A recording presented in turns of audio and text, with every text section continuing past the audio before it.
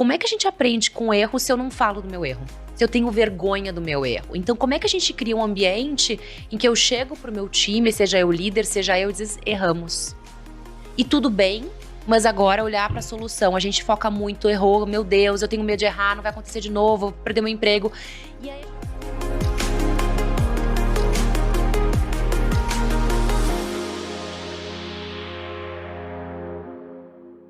Olá, pessoal, sejam muito bem-vindos e muito bem-vindas a mais um episódio do RH Cast. Eu sou a Jéssica Martins e se é a sua primeira vez aqui, recomendo que você tire um tempinho para maratonar todas as outras temporadas aqui do nosso podcast e também me seguir em todas as redes sociais. Instagram, LinkedIn, na comunidade People Growth, aqui também no YouTube. Fica à vontade para se inscrever e acompanhar todos os conteúdos que a gente posta aqui e nas outras redes diariamente. Hoje, nesse episódio, a gente vai conversar com a Dani da Deloitte. Dani, seja muito bem-vinda. Obrigada pelo seu tempo, pelo conteúdo extremamente precioso que você preparou pra gente. Antes da gente começar, conta um pouco da sua história, um pouco da Deloitte pra quem não conhece. Vamos lá. Eu sou a Dani Plesnik, estou diretora de Talent e Cultura da Deloitte, depois eu conto um pouquinho mais sobre isso. Sou Chief Happiness Officer também, é um título super estranho e diferente, mas para mim tem uma importância muito grande. Sou advogada, contadora, que já fica meio estranho, porque eu tô fazendo em Talent se eu sou advogada ou e interessante, Ou né? interessante. Na verdade, eu fiquei 15 anos na Deloitte atuando na área tributária antes de migrar para a área de Talent, então tem uma migração aí de carreira. Mais do que isso, eu sou a mãe do Bento e do Dante. O Bento tem 10 anos e o Dante tem 6. Eu tenho um parceiro de vida que me acompanha há 18 anos. Eu sou absolutamente apaixonada por café, por quindim. E por viagens, e eu sou viciada em leituras e eu vou compartilhar algumas das minhas favoritas com vocês. Eu não posso deixar de mencionar também que eu sou fundadora do Women in Law Mentoring, que é um grupo de mentoria para aumentar o protagonismo de advogadas, porque a gente tem que fazer a nossa parte. Vamos lá, e falando um pouquinho da Deloitte, eu tô há quase 18 anos na Deloitte, morro de orgulho. É uma empresa, globalmente, tem mais de 177 anos, então somos quase bicentenários. 177 anos? É difícil, né, quando a gente compara aí que tem empresas que não sobrevivem 5 anos, que a grande maioria, a gente tem 177 anos globalmente, mais de 400 mil profissionais globalmente. No Brasil, a gente completou 111 anos, com quase 7 mil pessoas. Então, é bastante gente pra gente cuidar. Sim, que desafio. É uma empresa de auditoria, consultoria empresarial. A gente tem Financial Risk, Financial Advisory. Eu morro de orgulho, na verdade, que mais do que esses nomes bonitos que a gente fala, que a gente oferece soluções, a gente resolve problemas, a gente está numa constante transformação, porque não é fácil ser um transatlântico e se manter nesse oceano aí, né, em constante mudança. Então, eu tenho muito orgulho do que a gente tem feito. Muito bom, Dani. Obrigada pela sua apresentação. E hoje vamos falar sobre como criar um ambiente emocionalmente seguro. Como, dentro desse desafio, é extremamente, desafiador, porque exige uma série de questões para a gente conseguir chegar nesse lugar e criar um ambiente que seja de fato seguro, né? E para a gente começar, eu acho que é importante contextualizar, porque contexto importa, né? E aí, para a gente falar um pouquinho disso, é importante entender a transformação, de sairmos ali de um cenário onde a gente fala de competitividade, de produtividade, depois da pandemia, a gente fala bastante sobre emoções, sobre segurança psicológica. Como que você enxerga essa transformação? Vamos lá. Eu acho não, né? O que eu tenho estudado, essa transformação, ela não é de agora, ela já estava ocorrendo. No entanto, a pandemia acelerou muito. A pandemia acelerou o que as novas gerações já estavam pedindo. Então, assim, a gente fez um estudo recente, a gente publicou esse último agora, do New Generation, Millennials e Gen Z, e 3 de cada 10 não se sentem confortáveis para falar de emoção no ambiente de trabalho. Quem de nós, eu tô há 18 anos só na Deloitte, mas eu tenho mais de ambiente de trabalho, não chegava e dizia, eu machuquei meu pé com a maior tranquilidade, mas eu não tô me sentindo bem emocionalmente, tu ficava quieto, tu engolia, porque afinal a gente tinha que ser produtivo. A gente tinha que mostrar o nosso melhor, a gente tinha que chegar só com uma parte nossa. E eu acho que a pandemia, ela acelerou esse processo para deixarem de achar que era uma geração mimimi e que só os novos pensavam assim, para todos nós sentirmos um pouco o que é sentir uma mudança global, estava todo mundo sentindo esse mundo mudando, o que eu faço com isso? E eu vi um futurista, o Amin Tofani, falar uma frase que para mim foi muito importante na área de talent. Em talent, em 10 anos quase nada mudou. Mudou alguma legislação trabalhista, mudou alguma questão, mas a gente se deparou com 10 anos mudando em 1. E eu acho que cabe sim uma reflexão para a gente entender como fazer diferente, como fazer melhor. É uma excelente oportunidade de mudar um pouco. E aí, falando um pouquinho das ondas, né? Porque eu falei que isso não é agora, não é recente. E me entendam quando eu falo de ondas que não é começa e termina. A gente começou numa onda, que é a primeira de diversidade e inclusão. Muito mais focado em inclusão agora. Em que a gente começou a olhar o diferente, a conviver mais com o diferente, entender que o diferente fazia parte. A segunda onda, e tá todo mundo falando de ESG, é quando isso transborda para a economia dana, para a economia social, como é que eu estou inserida nesse meio ambiente, o que eu deixo para as próximas gerações e a minha responsabilidade. Sobrepõe, né? E uma vai acumulando a outra, porque na verdade eu não encerrei diversidade e inclusão, a gente está apenas começando nessa trajetória. Mas quando a gente entende que só inserir o diferente no ambiente não é suficiente, qual é o papel realmente daquela empresa dentro de um ecossistema e como a gente reage em relação a isso, essa onda aumenta muito mais. E eu entendo que a terceira onda, ela está começando agora, mas ela tem muito chão ainda, porque a gente está fortalecendo nessas duas primeiras, é realmente essa parte de felicidade no ambiente corporativo. E quando eu falo felicidade no ambiente corporativo, tem muita desconstrução que não é estar 100% feliz, isso é positividade tóxica, mas realmente uma humanização nas relações de trabalho, em que a gente enxerga as pessoas que estão ali e está tudo conectado com a questão da produtividade, com a questão do novo momento que a gente se enxerga, para se conectar. Porque a gente se conecta com o humano. Então, assim, eu acho que a gente está vivendo o melhor momento da fase do corporativo. Muito bom. E como que isso, na sua visão, reflete dentro das relações de trabalho, né? Como que isso muda? Como era antes no comportamento no dia a dia e como tem sido agora? Então, vamos lá. Eu vou começar com um exemplo que eu acho que tangibiliza bastante. A gente ainda está vivenciando, porque mudanças elas demoram muito para acontecer e se permear, tá? Mas a gente pensa num líder tradicional. O líder tradicional é como Superman. É um homem branco, sabe tudo, tem toda a inteligência, detém todo o conhecimento. E a gente está migrando e dói, viu? O topo é solitário, porque era aquele líder que vinha com a inovação, vinha com conhecimento. O que a gente começou a entender? Que para times terem sucesso, porque hoje a gente entende que a gente não faz absolutamente nada sozinho, nem aquele líder solitário fazia algo sozinho, mas era antes ele sozinho comandando, né? Por isso que veio o comando e controle. Uhum. Ele pensava a ideia, ele comandava e o time obedecia. E aí o Google fez um projeto que se chamou Projeto Aristóteles, que eu recomendo muito esse artigo, um mergulho nesse artigo. No Projeto Aristóteles, o objetivo deles era estudar o que fazia times ter sucesso. De novo, na lógica da produtividade que a gente estava falando, né? Mais produtiva. Era juntar muitas pessoas inteligentes, inteligência coletiva, o que era? E aí, a Amy Edmondson destrincha isso num livro incrível, que é Empresas Seguras, que ela fala de são ambientes emocionalmente seguros. E o que é esse bendito ambiente emocionalmente seguro que tá todo mundo falando? O que é uma empresa que tem um ambiente ou como é que a gente constrói isso? Cultura de feedback. Eu não vou nem entrar no que é o feedback, porque a RH tá cansado de ouvir, mas tem muita desconstrução que a gente precisa para fortalecer um bom feedback mesmo. Tolerância a erro. É criar um ambiente em que se tu erra, tu tem coragem de dizer, e eu não tô falando assim que agora a cultura do erro, tu não tem que errar, não. É aquele erro em que tu chega e tu diz errei, e tu não vai ser massacrado, tu não vai ser desligado, tu tira o medo da equação de assumir que tu erraste.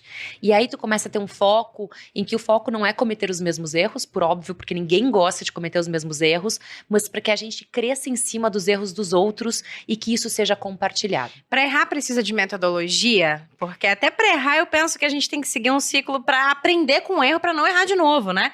Não é simplesmente não errar de novo. Então a gente fala muito do ciclo do errar e aprender com o erro como é que a gente aprende com o erro se eu não falo do meu erro? Se eu tenho vergonha do meu erro? Então, como é que a gente cria um ambiente em que eu chego pro meu time, seja eu líder, seja eu, e diz, erramos. E tudo bem, mas agora olhar para a solução. A gente foca muito, errou, meu Deus, eu tenho medo de errar, não vai acontecer de novo, vou perder meu emprego. E aí a gente fala muito dessa questão, vamos errar inteligente? Então a gente fala, vamos fazer POCzinhas para errar rápido, sabe? Vamos testar, vamos prototipar mais. Eu acho que a gente tem exercitado muito, pelo menos na Deloitte em Talent, de não ter aqueles projetos de 70 slides que tu te apega, sabe? Ainda deu tanto trabalho fazer esse projeto, deu tanto trabalho fazer esses slides que agora tem que dar certo. De não, vamos errar rápido. Porque aí a gente erra, conversa sobre isso, onde é que a gente está errando, vamos medir e vamos fazer um erro diferente, um erro que tá... Mas as pessoas têm a coragem, eu acho que a gente fala pouco de coragem no ambiente corporativo para errar e para falar que errou. E aí, para isso, a gente precisa ter escutativa. E eu acho que é o terceiro elemento, um elemento muito importante, porque um líder está acostumado a falar e não escutar. A gente já falou bastante, isso não é bem senso comum nesse sentido, tu fala querendo responder e tu não fala querendo escutar. Então a gente já fala assim, né, já não, mas eu vou te rebater, eu vou... Então acolhe um pouco, acolhe o que a pessoa está dizendo, efetivamente escuta o que ela está querendo dizer, dá espaço. E depois eu vou entrar nisso um pouquinho, porque quando a gente fala de uma mudança de comando e controle para ter esse espaço, entender que a confiança existe, é um pulo muito importante, tá? E vem a inclusão na tomada das decisões. Tá, Dani, mas eu falo com o meu time, eu pergunto o que eles acham. Eu sou super inclusivo, peço opinião pra todo mundo. Aí eu digo, aham. E aí a gente vai, eu não sei se tu quer fazer o terceiro passo aqui, mas a gente fala como é que a gente migra realmente de comando e controle? Como é que a gente migra disso? Porque os líderes que eu falo, eles falam, não, mas eu faço tudo isso. Eu pergunto... Eu disse, vamos fazer uma brincadeira, um exercício? E aí, falando um pouquinho do papel de talent, você já fez algum exercício de anonimato? O Mark Twain tem uma frase que ele fala que tu quer realmente entender o que uma pessoa, quem é o ser humano, põe uma máscara. Isso é importantíssimo, na transição, tu ter ambientes que as pessoas conseguem falar no anonimato para depois que é o último suprassumo que as pessoas consigam realmente falar na tua frente e que elas se sintam seguras para fazer. Por isso que as redes sociais se tornaram um lugar de muito hater, né? De muitos haters, porque acaba que você não precisa dar um rostinho no momento em que você comenta, que você fala muitas vezes, né? Mas isso para mim é muito mais uma válvula de escape. Sim. Por eu não ter a voz, eu não tenho espaço de voz, eu vou pegar onde eu tenho e eu vou, né, ventilar tudo aqui porque eu nunca fui escutado. Então isso a gente vê muito, às vezes tem de uma criança que teve bullying na escola e ele vira um hater porque ele não consegue ter espaço de fala, ele não é escutado, ele não é ouvido. Então quando a gente tem um ambiente emocionalmente seguro, a tendência da pessoa descarregar tudo aquilo, ela reduz porque ela teve o seu espaço criado. Mas ele precisa ter anonimato, então não é o líder perguntando o que tu acha da minha liderança, a pessoa não vai dizer a verdade pra ti no teu... Quando eu faço uma provocação com as pessoas da Deloitte, quando eu pergunto o que vocês acham sobre o programa de felicidade na corporação, se eles olham pra mim, eles não vão responder o que eles realmente... mas eu não quero deixar a Dani chateada, eu não quero... Pô, é uma iniciativa legal, mas tem tanta coisa pra melhorar, então eu crio ferramentas realmente de mentir, meter outras ferramentas de anonimato para as pessoas poderem dizer o que elas realmente querem. Então esse é o primeiro. Um que eu confesso que eu tô trabalhando, porque assim, a gente é um trabalho em construção, tá? Que é o não ser o primeiro a dar opinião. Numa liderança de comando e controle, a tendência do líder é ele achar que ele tem que começar. Eu sou péssima com silêncio. Então, se eu escuto um silêncio, eu quero preencher o silêncio. E aí eu já começo a falar, não, mas eu acho que é isso. O que vocês acham? Só que se eu sou a líder e eu já falei o que eu acho, a tendência é que as pessoas elas não vão para uma direção diferente, né? Quem sou eu na fila do pão para dizer algo diferente do que a Dani, que é a diretora, já falou? Então, a gente tem metodologias que a gente quer explorar cada vez mais para tirar os egos, para tirar os crachás, que é, vamos fazer uma rodada positiva sobre esse assunto? Depois a gente faz todo mundo uma rodada negativa, as pessoas se apegam menos à ideia. O que é isso? Pegar uma rodada positiva e uma negativa? Então, vamos usar o exemplo da felicidade na corporação. O que vocês acharam desse workshop de felicidade na corporação? Eu quero escutar uma coisa positiva de cada um de vocês. Entendi. Achei criativo, achei isso, achei disruptivo, Agora a gente vai fazer uma rodada que eu quero escutar todo mundo falando algo que pode ser melhorado. Porque se você coloca os dois na mesma rodada, a galera vai só pra coisa boa, né? Não consegue falar do que tá legal. Ou eu quero só defender, ou eu sou o hater, que eu vou dizer tudo de ruim, ou eu vou ser aquela pessoa que eu quero defender, que mesmo que eu tenha alguma coisa pra contribuir, pra melhorar, eu não vou falar porque eu não quero alimentar as outras pessoas com essa opinião. Então, quando a gente são dinâmicas diferentes que a gente consegue extrair realmente o que a pessoa está pensando, tirando o crachá, tirando a hierarquia, que são muito, muito importantes, dá trabalho. Porque a gente não está acostumado a fazer isso. Então, quando a gente fala de criação de um ambiente emocionalmente seguro, tu tem que acolher. É muito difícil, e a gente tem uma avaliação de liderança se chama Upward Feedback. A gente está no 3º ciclo agora e tem aumentado cada vez mais a adesão. É muito difícil escutar e é anônimo, então a gente manda, escreve quem quer, para os nossos liderados dizerem o que eu preciso começar a continuar e parar de fazer em sets de perguntas, muito guiadas assim, em ambientes emocionalmente seguros. Qual é a primeira tendência do líder? Receber e dizer, eu sei quem fez isso aqui. Foi por causa da reunião que eu falei isso, a pessoa não gostou. Tá preocupado com outra coisa que não é o foco, né? A pessoa quer defender. A pessoa não acolhe. E eu brinco com a equipe, ninguém chuta cachorro morto. Se a pessoa parou pra escrever, é porque ela acredita que tu vai ler, que tu vai acolher, que tu vai refletir. Tu não precisa catar 100%, mas tu vai fazer um exercício. E eu falei com o meu time, porque no meu primeiro Upward me doeu bastante, tá? Eles falaram assim, Dani, tu fala muito de bem-estar, de autocuidado, mas a gente não vê tu fazer isso. Aí eu, ouch, dói. Eu disse, como assim? Mas eu faço isso, eu faço aquilo.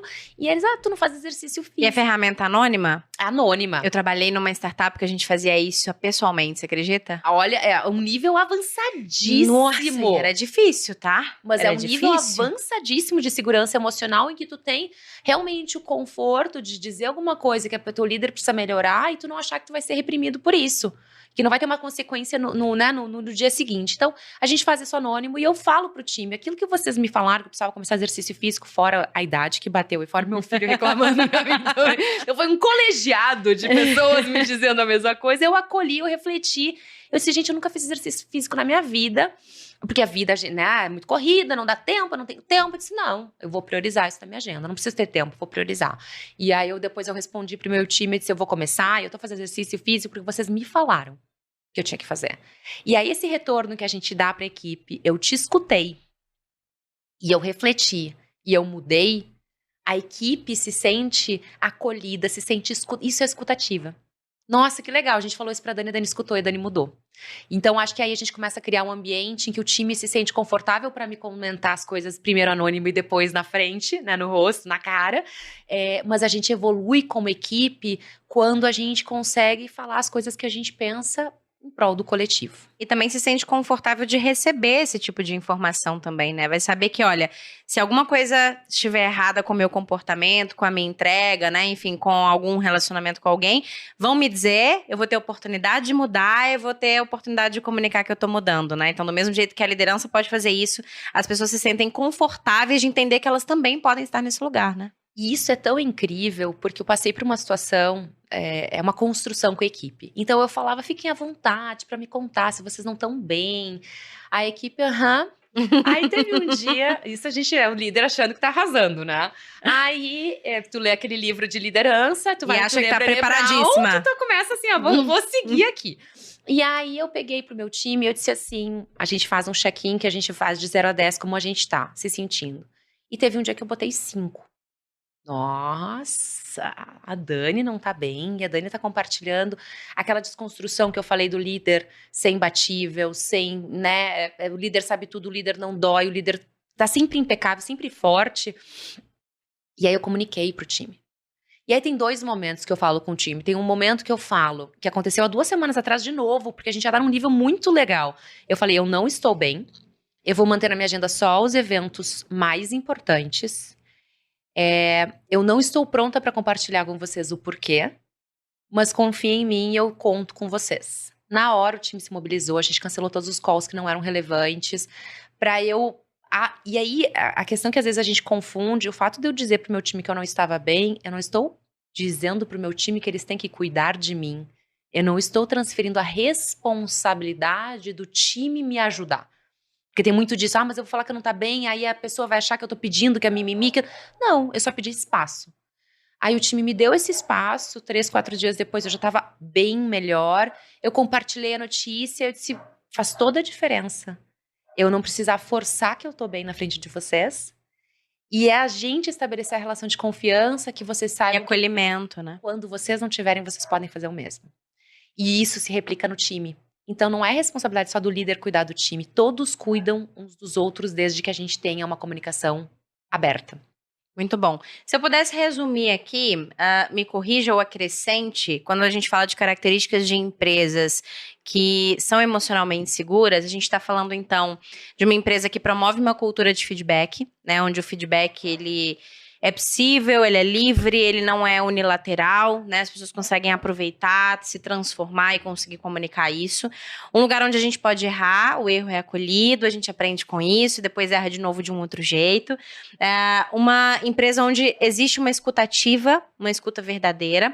Uma empresa onde você pode participar da decisão, da tomada de decisão. Não dá para fazer isso 100% das vezes, né, Dani? Acho que isso é importante dizer, mas que eu consigo participar e entender as decisões que são tomadas sem mim, né? Eu falo muito sobre isso. Não dá pra você colocar todo mundo pra decidir tudo, mas todo mundo entende por que aquela decisão foi tomada. E o último, acho que é acolhimento, né? Acho de tudo que você trouxe aí, acho que acolhimento é bem importante também. Queria aprofundar um pouquinho mais na questão da cultura de gestão de comando e controle.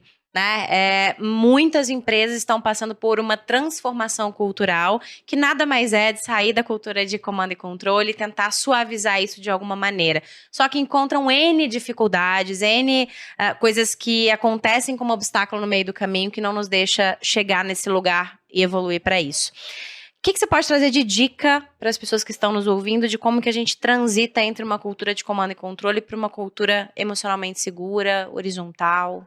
Vamos lá. Eu acho o talent tem um papel fundamental, RH tem um papel fundamental nisso. Primeiro, eu não posso chegar para os meus líderes que fizeram isso durante 15, 20 anos, apontar o dedo e dizer vocês precisam mudar. Não é mais assim que funciona. Eu preciso acolher esse momento e essa história que eles fizeram, porque eles foram educados assim. A gente pega as capas de revista de 2, 3 anos atrás, corporativas, os livros, e era isso, acorde às 5 da manhã, como ser mais produtivo, como render mais, como fazer mais. A gente veio dessa questão que produtividade e tóxico jamais estavam na mesma frase. Como é que de uma hora para outra eu transformo essa liderança e cobro a liderança? Não pode ser mais um tudo. Essas pessoas já estão com muito tudo. Então a gente ajuda. Tá, Dani, como é que eu ajudo um líder a entender? Primeiro, treinamento nunca é demais, né? Mas treinamentos, vamos sair do técnico um pouco? Vamos botar na grade comunicação não violenta ou comunicação humanizada. Vamos colocar na grade um autoconhecimento para que as pessoas entendam seus gatilhos, para as pessoas entendam esse... A gente não falava disso no corporativo. Isso era papo de coach, isso era papo assim, não entrava na agenda eu entender o que era um gatilho pessoal, que numa reunião alguém me ativava um gatilho e eu disparava num comando-controle e todo mundo ficava quieto.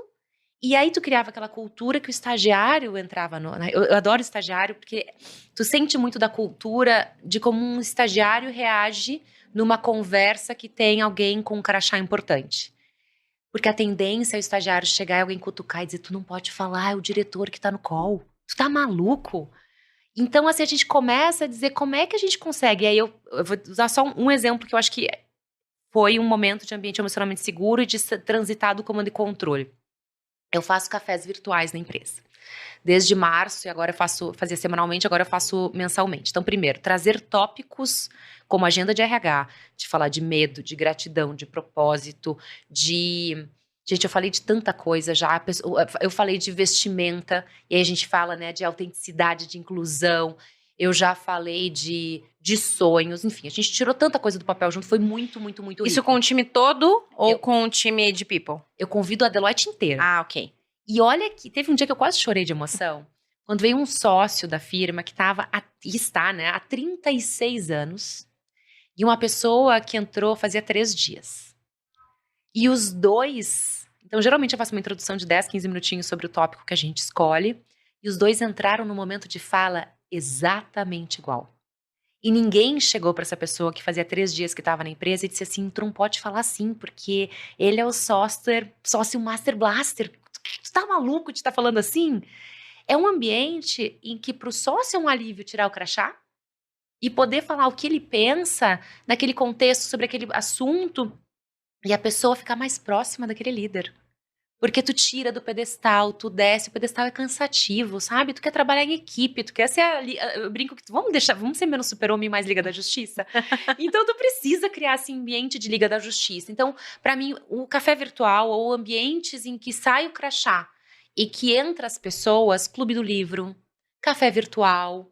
Tá, e qual é o papel de talent disso? Gente, é de criar as ferramentas.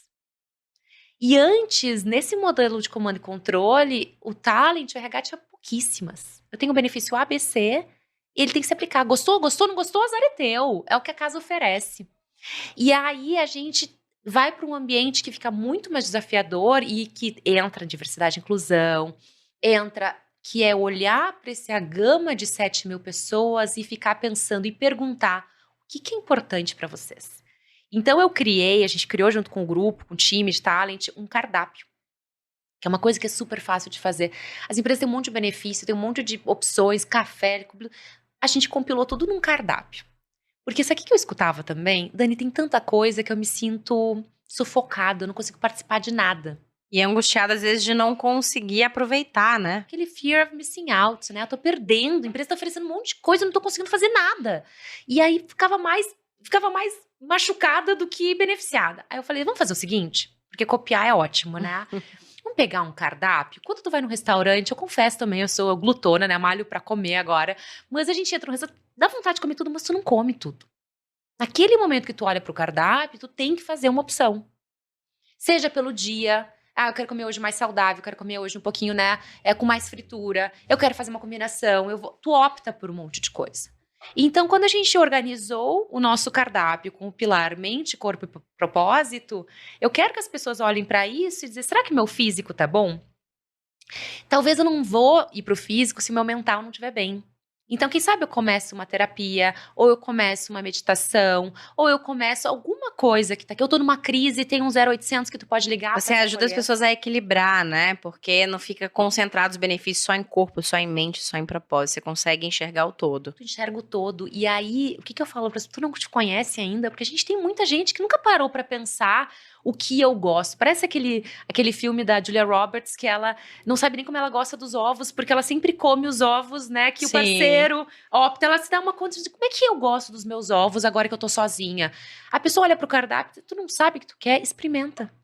Experimenta fazer meditação. Experimenta assinar e ir pra academia, ver se é isso que tu gosta. Faz uma fisioterapia em company. Isso, esse alta sabedoria, esse autoconhecimento, saber que a gente está oferecendo cardápio, para mim é super importante.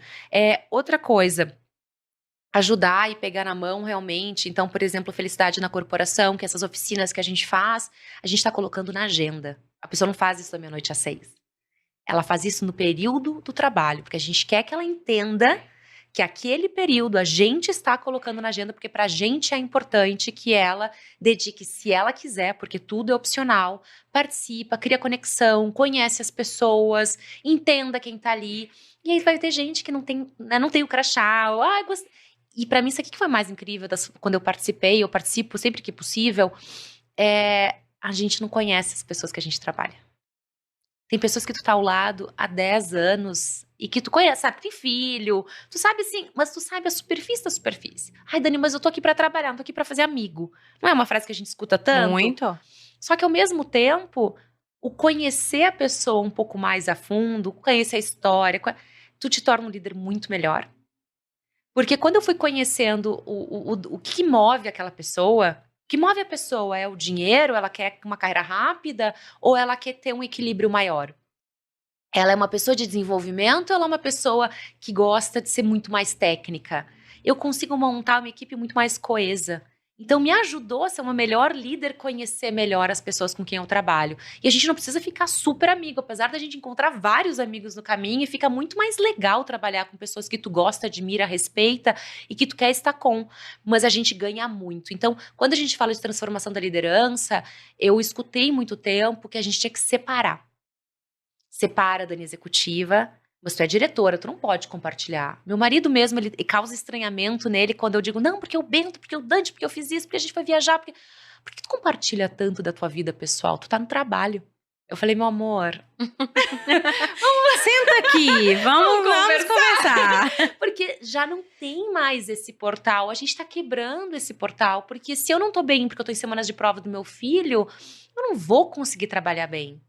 Se a gente tem profissionais que estão com o pai internado no hospital, tu acha que essa pessoa vai realmente ficar focada no detalhe?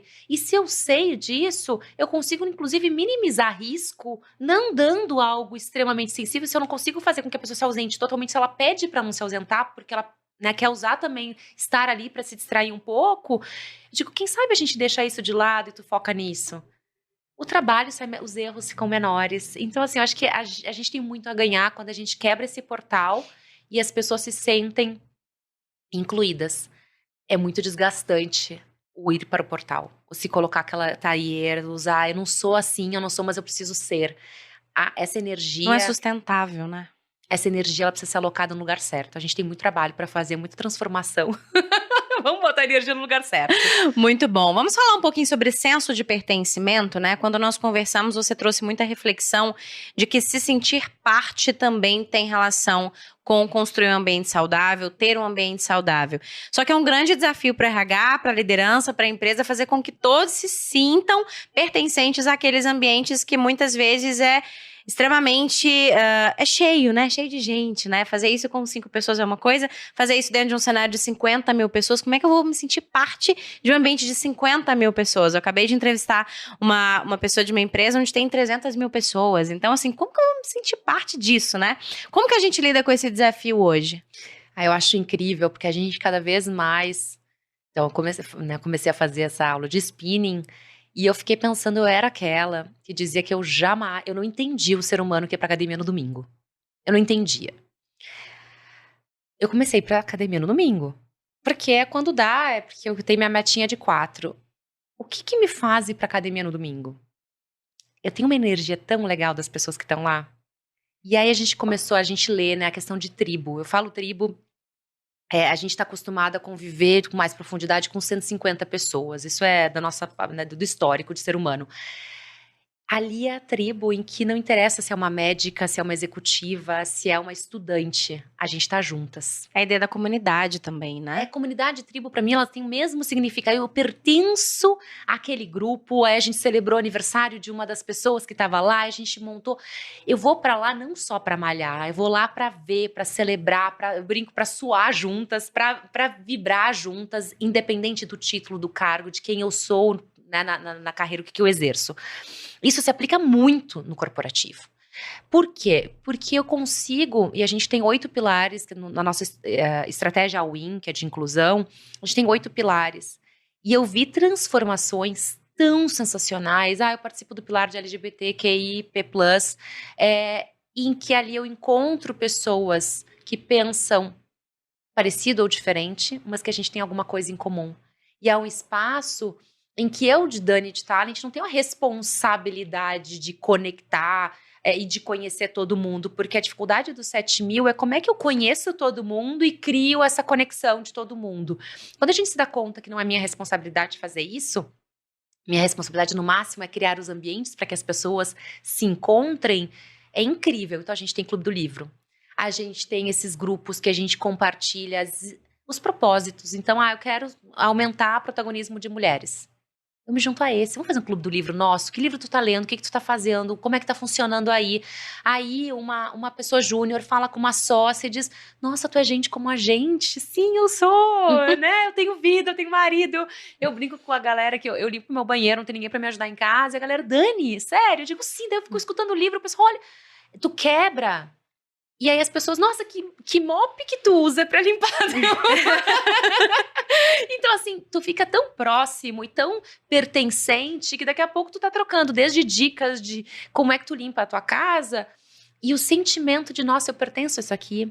E a gente tem falado muito do trabalho híbrido, né? Então, como é que eu consigo realmente fazer com que as pessoas se pertençam? Elas nem se enxergam. E aí eu falo, vamos desconstruir o cafezinho? Vamos reconstruir o conceito de se conectar no cafezinho? A gente tem inúmeras maneiras de se conectar com as pessoas. É mais fácil o 2D. É mais fácil a gente estar aqui olhando no olho, a gente estar conversando, a gente se enxerga. É mais fácil. Mas no mundo que a gente está hoje, eu acho que é desnecessário tu te deslocar 3 horas para tomar cafezinho comigo. Então, a gente cria outras estruturas. Eu gosto muito desse senso de tribo e comunidade, em que, para mim, cabe criar essas conexões da galera da corrida, da galera da bike, da galera da natação, da galera do crossfit, dos gamers. E todo mundo cria os espaços e as pessoas vão se conectando. Então, tem sido uma surpresa incrível e tira um peso da liderança de achar que eu sou responsável por conectar essas pessoas. Muito bom. Pra gente encerrar, eu queria falar um pouquinho sobre carreiras múltiplas. Eu penso que é uma maturidade que a gente, como empresa, precisa começar a ter, a desenvolver, assim como a liderança.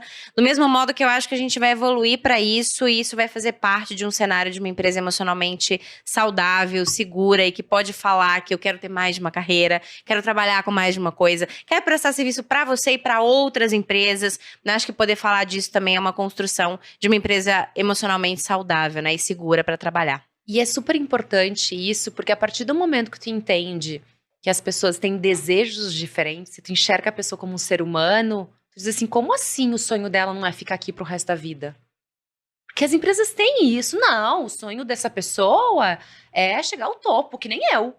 Eu disse, não, o sonho dessa pessoa não é chegar ao topo, que nem... É outro sonho. É outros sonhos. Talvez de alguma seja mesmo. Então, a gente tem que quebrar muito essa linearidade, né? Entra como trainee, vai até o CEO, enfim, C-level. Não, tem pessoas que não querem, tem pessoas que querem fazer isso em gastronomia.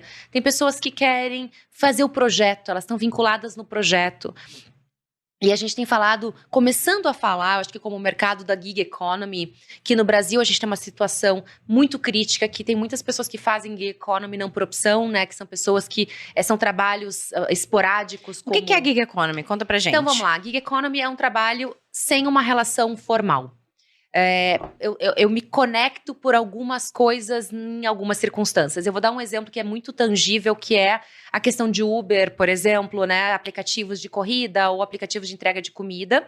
Só que essa circunstância eu vou separar, porque essas pessoas muitas vezes recorrem a isso por falta de opção de empregabilidade. Então, vamos deixar esse de lado, mas a tendência é, hoje eu trabalho para A, amanhã eu trabalho para B, se A tá pagando melhor, eu posso recorrer para isso. Trabalha para duas, né? Inclusive, Trabalho no caso duas, da Uber e 99 ao mesmo tempo. Posso trabalhar para quem, e aí eu tenho a escolha de fazer. E eu posso mudar essa escolha diariamente.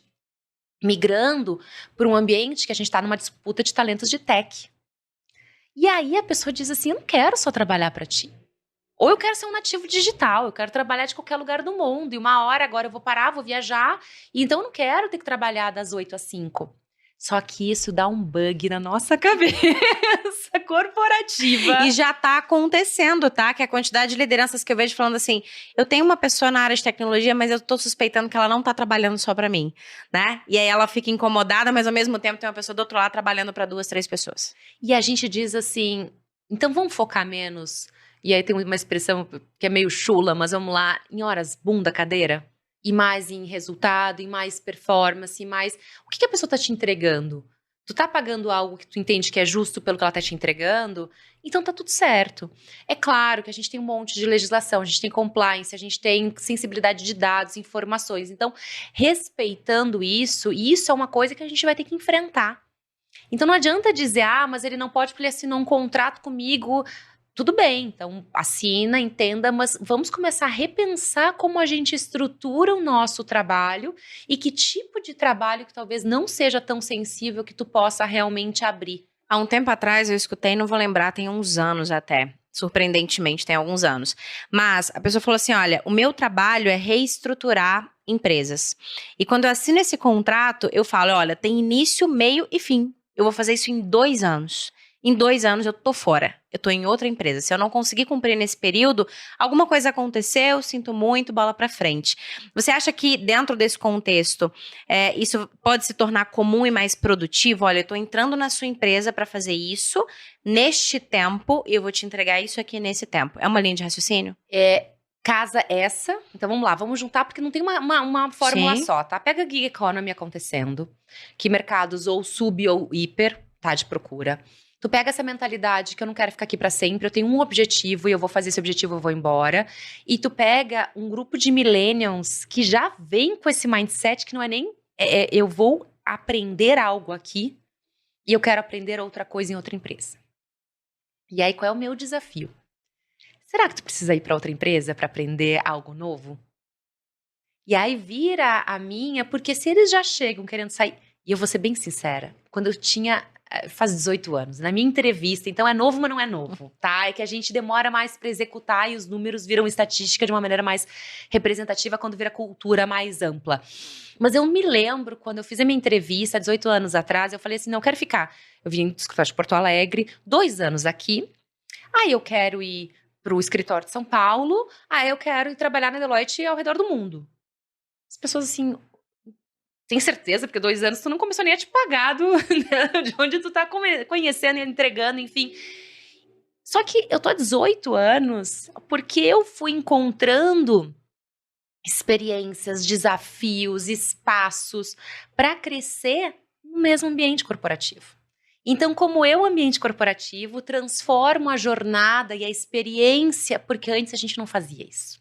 Antes a gente oferecia uma carreira e dizia assim, a carreira é essa. Quer, não quer? Vai que tem gente na fila esperando. E agora a gente tá olhando e diz, opa, como é que eu faço que isso aqui seja uma experiência em que a pessoa entregue, porque eu não tô dizendo que a pessoa não tem que entregar, tem que dedicar, tem que trazer algo. E aí a gente vai parar de olhar pra carreira e vai começar a olhar pra habilidades. Perfeito. E aí fica combinando, agora eu preciso de alguém com essa habilidade, como é que eu procuro alguém? Que é a linha das squads? Nessa squad eu preciso dessa pessoa porque ela tem essa habilidade, mas na outra ela vai exercer outra função porque é outra habilidade. E aí, só que é mais fácil falar do que fazer. Sim. Porque a gente se apega com as pessoas, a gente se apega com o time, a gente se apega na linearidade, dizer, como assim ela? Mas eu dei a promoção, não vai ficar? Mas eu já dei o aumento, agora ela vai ficar. Então, tu tem que desconstruir que, sim, salário importante sempre vai ser, remuneração justamente é fundamental. Mas o que mais eu consigo oferecer de explorar, de abrir? Então, fala menos de carreira e fala mais de habilidades. E, inclusive, eu acho que é uma lição para as universidades. Porque quando eu estudei no direito, me lembro no discurso da formatura, eu falei assim, eu já sei qual é a minha trajetória daqui para frente. A minha trajetória é, eu me formei em direito, eu vou fazer uma especialidade em direito tributário na época, que era onde eu estava atuando, aí talvez eu faça um mestrado, aí eu começo a trabalhar no escritório, começo a trabalhar... a vida de todo mundo é muito... Tu já tá com o teu caminho pronto. E eu olho para meus colegas de faculdade hoje e digo, gente, eu sou diretora de talent. Por quê? Eles devem olhar, uai. Né? Tu não pertence mais a esse grupo aqui. E eu brinco, não, a gente... Essa tribo aqui, a gente conecta as tribos. Porque eu comecei a ler mais sobre pessoas, eu comecei a me encantar sobre esse assunto.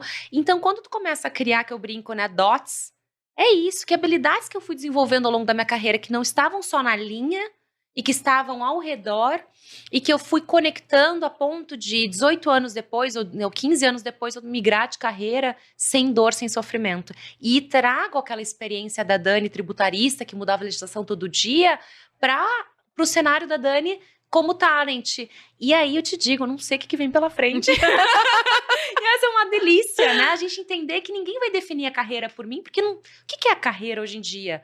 Eu quero estar num lugar que, daí vem pro propósito, eu quero estar num lugar que eu cause uma transformação. Hoje, minha transformação é humanizar os ambientes corporativos.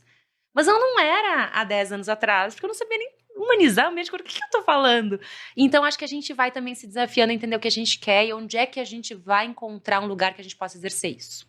Muito bom, Dani. Muito obrigada pelo seu tempo, pelo conteúdo que você, né, trouxe e preparou aqui pra gente. Vou pedir pra você deixar sua mensagem final pra gente, onde que as pessoas podem te encontrar e continuar conversando com você, e entender um pouco mais sobre a Deloitte também. Então, vamos lá. Tem uma frase do Simon Sinek que eu amo, que ele fala, que eu acho que a gente ainda... Ela é uma frase já mais conhecida, mas eu vou reiterar, porque acho que a gente tem muito a aprender ainda.